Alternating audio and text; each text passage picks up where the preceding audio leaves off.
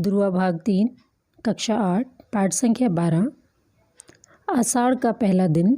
यह एक कविता है और इसके लेखक हैं भवानी प्रसाद मिश्र जी।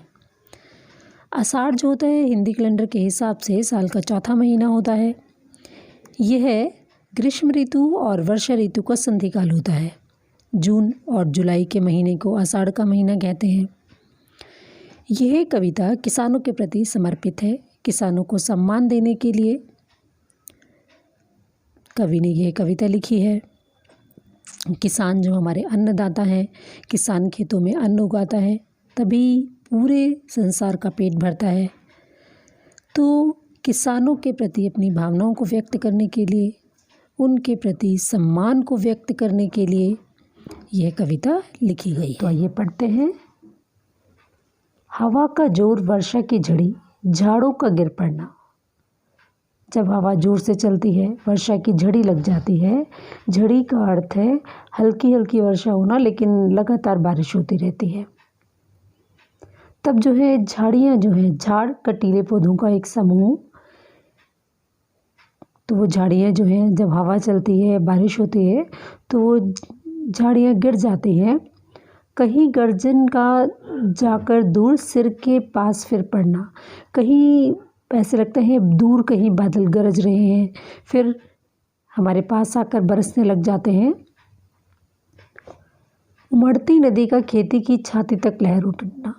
तो लगातार बारिश से नदियों में पानी भर जाता है, वे उमड़ने लग जाती हैं और खेतों में भी छाती तक पानी भर जाता है, लहरें उठने लगती हैं नदियों में। ध्वजा की तरह बिजली का दिशाओं में फहर उठना।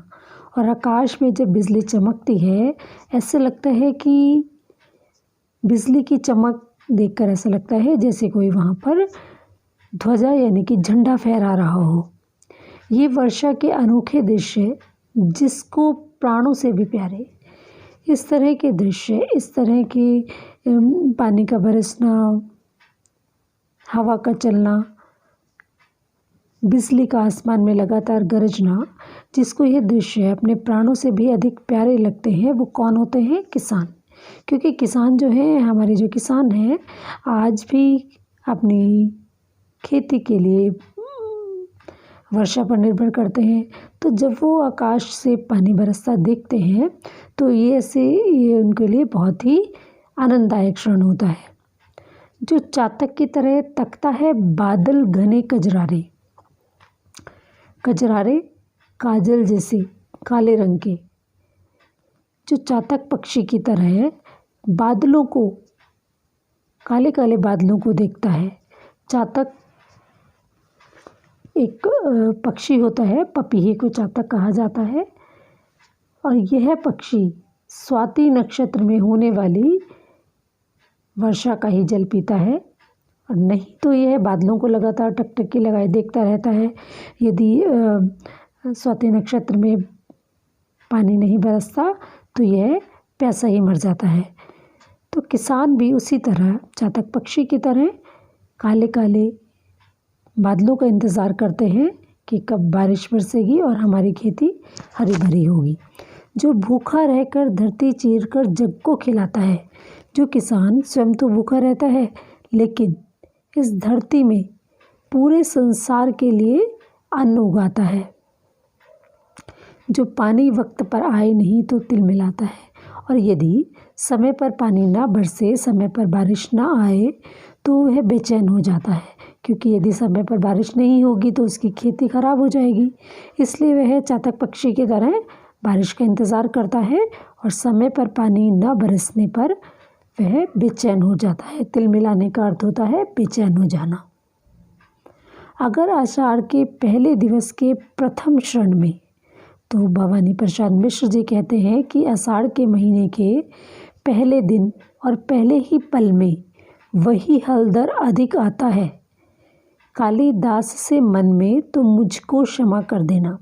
कि वो किसान यदि मुझे महान कवि कालिदास से भी पहले याद आता है तो ऐसी स्थिति में मुझे क्षमा कर देना।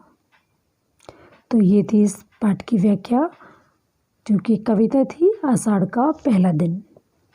इस पाठ के शब्दार्थ देख लेते हैं।